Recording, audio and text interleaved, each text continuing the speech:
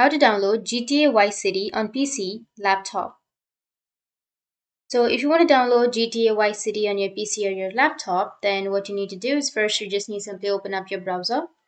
And once you open up your browser, you need to just go with your search and you need to search for GTA Vice City. Once you search for it, you will have the video game, right? So make sure that you have a stable internet connection.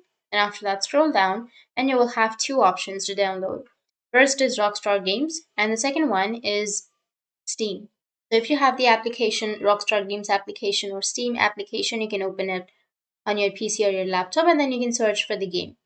But if you don't have the application, then you can just go with your browser and just click on the Rockstar Games or Steam, any option that you're comfortable with. And here you need to go with Buy Now.